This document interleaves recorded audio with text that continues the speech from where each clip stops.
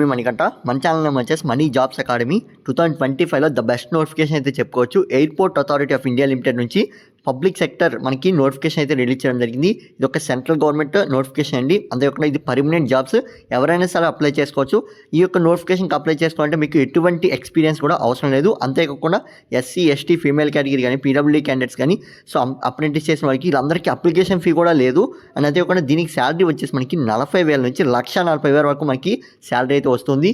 చాలా మంచి నోటిఫికేషన్ అండి. ఎవరైతే రెగ్యులర్గా నోటిఫికేషన్స్ ఫాలో అవుతారో వారికి మాత్రమే ఈ అప్డేట్ అనేది తెలుస్తుంది. ఎందుకంటే డైలీ వచ్చే నోటిఫికేషన్లా కాకుండా కామన్గా కాకుండా ఇది కొద్దిగా జూనియర్ ఎగ్జిక్యూటివ్ పోస్టులతో మనకి నోటిఫికేషన్ అనేది భర్తీ చేయబోతున్నారు. సో ఇక్కడ మనం చూసుకున్నట్లయితే ఇది కాంట్రాక్ట్ బేస్డ్ అయితే కాదు, permanent central government jobs. Airport authority of India నుంచి మనకి ఈ యొక్క నోటిఫికేషన్ అనేది రావడం జరిగింది. రెగ్యులర్గా central government and state government high paying salaries suitable age లిమిట్తో, అంటే మనకి ఎక్కువగా ఏజ్ లిమిట్ ఉన్న నోటిఫికేషన్స్ అనేవి షేర్ చేయడం జరుగుతుంది. ఆ వీడియోస్ మీకు నోటిఫికేషన్ రూపంలో అంటే మన ఛానల్ని ఖచ్చితంగా సబ్స్క్రైబ్ చేసుకోండి. ఈ వీడియోని లైక్ చేసి మీ ఫ్రెండ్స్ అందరికీ షేర్ చేయండి. సో వారందరికీ చాలా హెల్ప్ఫుల్ అయ్యే వీడియో అండి. మీ ఫ్రెండ్స్ ఎవరు ఉంటే వారందరికీ షేర్ చేయండి. అండ్ ఇక్కడ చూడండి మనకి జనరల్ ఇన్ఫర్మేషన్ వేకెన్సీస్ చూసుకున్నట్లయితే airport authority of India, government of India public sector enterprises. మనం గవర్నమెంట్ ఆఫ్ ఇండియా నోటిఫికేషన్స్ గురించి చెప్తున్నామంటే మినీ రత్న, నవరత్న, సో ఈ రకంగా మనకి ఇండస్ట్రీస్ అనేవి ఉంటాయి. సో దీంట్లో వచ్చేసి మినీ రత్న మనకి ఈ యొక్క నోటిఫికేషన్ అనేది రావడం జరిగింది. అంతేకాకుండా ఇది civil aviation, ministries of civil aviation అండర్లో అయితే ఉంటుంది. అండ్ మనకి ఇక్కడ చూడండి ఈ యొక్క నోటిఫికేషన్ మీరు అప్లై చేసుకోవాలంటే applications from the eligible candidates to apply online, మీరు మీ మొబైల్లోనే దరఖాస్తు చేసుకోవచ్చు. సో ఇంపార్టెంట్ డేట్స్ అనేవి మీకు క్లియర్గా చెప్తాను. And name of the post చూసినట్లయితే junior executive air traffic control మనకి ఈ యొక్క వేకెన్సీ అనేది భర్తీ చేయబోతున్నారు. టోటల్ వేకెన్సీ వచ్చి 309 వేకెన్సీ అయితే మనకి రిలీజ్ అవ్వడం జరిగింది. సో అంతేకాకుండా మనకి డిఫరెంట్ కేటగిరీస్లో ఎన్ని వేకెన్సీ ఉన్నాయి అనేది అయితే మనకి ఈ నోటిఫికేషన్లో క్లియర్గా ఇచ్చారు. మీరైతే ఒకసారి చెక్ చేసుకోవచ్చు. అండ్ అంతేకాకుండా మనకి పీడబ్ల్యూడీ క్యాండిడేట్స్ కూడా ఈ యొక్క వేకెన్సీస్లో అప్లై చేసుకోవడానికి చాలా వరకు ఛాన్స్ అయితే ఇవ్వడం జరిగింది. ఇదైతే మీరు క్లియర్గా చెక్ చేసుకోండి. అండ్ నోటిఫికేషన్ లింక్ వచ్చేసి నేను డిస్క్రిప్షన్లో అయితే ప్రొవైడ్ చేస్తున్నాను. మీకు క్లియర్ కట్ ఇన్ఫర్మేషన్ అనేది అయితే అక్కడ ఉంటుంది. అండ్ ఏజ్ లిమిట్ చూసుకున్నట్లయితే మనకి మినిమం వచ్చేసి 18 సంవత్సరాలు, బట్ ఇక్కడ డైరెక్ట్గా మనకి మ్యాక్సిమం ఇచ్చారు. మ్యాక్సిమం వచ్చేసి 27 సంవత్సరాల వరకు మీరైతే అప్లై చేసుకోవచ్చు. మరి ఇంకా ఎక్కువ ఏజ్ ఉంది మనకి ఛాన్స్ ఉంటుందంటే ఏజ్ రిలాక్సేషన్ కూడా వర్తిస్తుందండి. సో ఏజ్ రిలాక్సేషన్ కూడా మనకి ఇక్కడ ఇవ్వడం జరిగింది. సో ఎవరైతే ఓబీసీ క్యాండిడేట్స్ ఉంటారో వారికి వచ్చేసి 3 సంవత్సరాలు, ఎవరైతే ఎస్సీ ఎస్టీ క్యాండిడేట్స్ ఉంటారో వారికి 5 సంవత్సరాలు, మిగతా వారికి ఇక్కడ క్లియర్గా మెన్షన్ చేశారు. చూసుకుంటే పీడబ్ల్యూడీ వారికి వచ్చేసి 10 సంవత్సరాల వరకు మీరైతే అప్లై చేసుకోవచ్చు. మనకి ఏజ్ రిలాక్సేషన్స్ అనేవి వర్తిస్తాయి. ఎక్స్ మ్యాన్ కేటగిరీ కూడా మనకి ఏజ్ రిలాక్సేషన్ అనేది వర్తిస్తుంది. సో వాటి పరంగా కూడా మీరు ఒకసారి చెక్ చేసుకోండి. అండ్ ఇక్కడ చూడండి మనకి ఇంపార్టెంట్ డేట్స్ మెయిన్గా మనకి నోటిఫికేషన్కి అప్లై చేసుకోవాలంటే చూసుకున్నట్లయితే 25/4/2025 నుంచి 24/5/2025 మనకి ఏం చెప్తానంటే ఇంకా మనకి అప్లికేషన్ అనేది స్టార్ట్ అవ్వలేదు. బట్ లింక్స్ వచ్చేసి నేను డిస్క్రిప్షన్లో ప్రొవైడ్ చేస్తాను. ఏంటంటే మీకు అప్లికేషన్ ప్రాసెస్ స్టార్ట్ అవగానే లింక్స్ అనేవి యాక్టివేట్ అవుతాయి. సో ఈ వీడియోని డౌన్లోడ్ చేసి మీ యొక్క యూట్యూబ్లో అయితే ఉంచుకోండి. డౌన్లోడ్ బటన్ ఉంటుంది కింద, క్లిక్ చేసి మీ యూట్యూబ్లో అయితే ఉంచుకోండి. సో ఇక్కడ చూడండి మనకి 25/4/2025 అయితే మనకి అప్లికేషన్ అనేది మీరు అప్లై చేయడానికి ఓపెన్ అవుతుంది. అండ్ లాస్ట్ డేట్ చూసుకున్నట్లయితే అప్లికేషన్ క్లోజింగ్ టైం 24/5/2025 అయితే మనకి లాస్ట్ డేటు. సో మీకు ఏమైనా డౌట్ ఉన్నట్లయినా లేదా మీకు ఎగ్జామ్ డేట్స్ గురించి కూడా ఏమైనా తెలుసుకోవాలనుకున్నట్లయితే మనకి అఫీషియల్ వెబ్సైట్ లింక్ వచ్చేసి ఇక్కడ ప్రొవైడ్ చేస్తున్నారు. నేను డిస్క్రిప్షన్లో కూడా మీకు ఉంటుంది, ఒకసారి అయితే చెక్ చేసుకోండి. మనకి రీసెంట్గా లాస్ట్ 15 డేస్ బట్టి సెంట్రల్ గవర్నమెంట్ ఎవరైతే టెక్నికల్ బ్యాక్గ్రౌండ్ ఉంటుందో లేదా డిగ్రీ లేదా ఐటీఐ ఉన్న వాళ్ళకి చాలా మంచి అవకాశాలు అయితే నోటిఫికేషన్స్ అనేవి రిలీజ్ అవుతున్నాయి. మన ఛానల్లో ప్రతి వీడియో ఉంటుందో ఒకసారి చెక్ చేసుకోండి. అంతేకాకుండా 10th ఇంటర్ మీద కూడా మనకి మంచి notifications with high paying salaries అయితే రిలీజ్ అవుతున్నాయి. సో వాటికి సంబంధించి వీడియోస్ అన్ని మన ఛానల్లో ఉంటాయి, ఒకసారి చెక్ చేసుకోండి. అండ్ ఇక్కడ మనకి ఈ రిక్రూట్మెంట్కి సంబంధించి శాలరీస్ చూసుకున్నట్లయితే రెమ్యూనరేషన్ అని చెప్పి ఇక్కడ ఉంది కదండి. ఇందులో వచ్చేసి మనకి శాలరీ మీకు చెప్పాను 40,000 నుంచి 1,40,000 వరకు మనకి శాలరీ అయితే ఇవ్వబోతున్నారు. పర్మనెంట్ సెంట్రల్ గవర్నమెంట్ జాబ్స్ అండి. మనకి ఇందులో కాంట్రాక్ట్ బేస్డ్ అయితే ఎటువంటి కాంట్రాక్ట్ కానీ లేదనుకున్నట్లయితే నాన్ పర్మనెంట్ జాబ్స్ అయితే కాదు, పర్మనెంట్ సెంట్రల్ గవర్నమెంట్ జాబ్స్ అయితే మనకి తీయడం జరిగింది. సో మరి మనకి ఏజ్ లిమిట్ అనేది ఇచ్చారు. ఏజ్ అనేది 27 ఇయర్స్ వరకు అప్లై చేసుకోవచ్చు. తర్వాత ఏజ్ రిలాక్సేషన్ అనేది వర్తిస్తుంది అయితే క్లియర్గా చెప్పడం జరిగింది. ఓకే, మరి ఎప్పటికీ ఆ ఏజ్ అనేది ఉండాల్సి ఉంటుంది అనేది అయితే ఇక్కడ చూడండి పాయింట్. 24/5/2025 నాటికి మీకు వాళ్ళు ఏదైతే ఏజ్ లిమిట్ 27 సంవత్సరాల వరకు అప్లై చేసుకోవచ్చు అని చెప్పారో లేదా ఏజ్ రిలాక్సేషన్ అనేది ఇవ్వడం జరిగిందో, సో వారందరూ ఈ డేట్కి అయితే మీకు ఆ ఏజ్ అనేది సరిపోతూ ఉండాలండి. సో అప్పుడైతే మీరు అప్లై చేసుకోగలరు. సో మ్యాక్సిమం అందరికీ ఈ ఏజ్ అనేది ఉంటుంది. సో ఎవరికైతే ఉండదో సో నెక్స్ట్ అయితే మీ ఫ్రెండ్స్ ఎవరైతే ఉన్నారో వారందరికీ షేర్ చేయండి. అండ్ ఇక్కడ చూడండి మనకి ఎడ్యుకేషన్ క్వాలిఫికేషన్ కూడా క్లియర్గా వారు మెన్షన్ చేశారు. చూసుకున్నట్లయితే ఎడ్యుకేషన్ క్వాలిఫికేషన్ అని వాళ్ళే టేబులర్ రూపంలో మెన్షన్ చేయడం జరిగింది.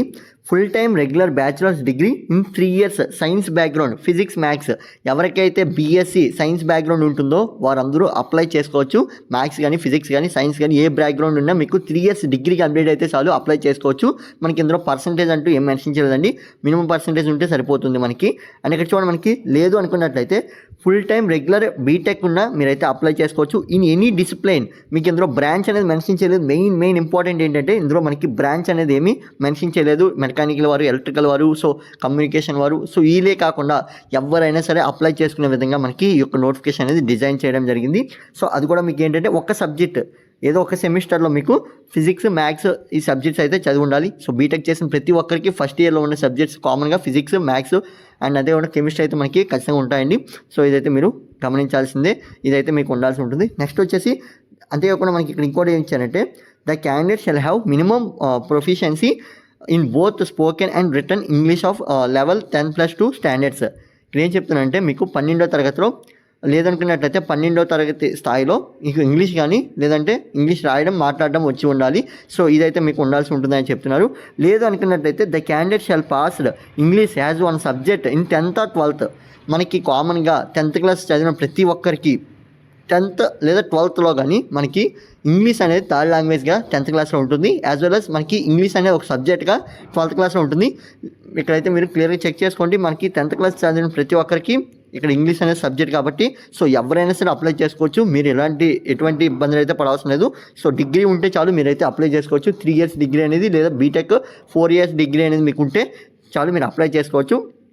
సో ఈ వీడియో అనేది ఎవరైతే సూటబుల్ అవుతుందో మీకు అర్థమైంది అనుకుంటున్నాను. మీ ఫ్రెండ్స్ అందరికీ షేర్ చేయండి. ఎందుకు ఇంతలా చెప్తున్నానంటే మనకి నోటిఫికేషన్ అయిపోయింగ్ శాలరీ ఉంటుంది, పర్మనెంట్ గవర్నమెంట్ జాబ్స్, అంతేకాకుండా మనకి ఏజ్ అనేది కూడా ఎక్కువగా అయితే ఇవ్వడం జరిగింది. సో ఈ వీడియో మీ ఫ్రెండ్స్ అందరికీ షేర్ చేయండి.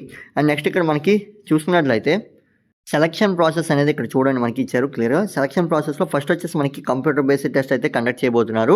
సో నెక్స్ట్ వచ్చేసి మనకి సెలక్షన్ ప్రాసెస్ ఏ విధంగా ఉంటుందో ఇక్కడ 4th పాయింట్లో వారు క్లియర్గా మెన్షన్ చేశారు.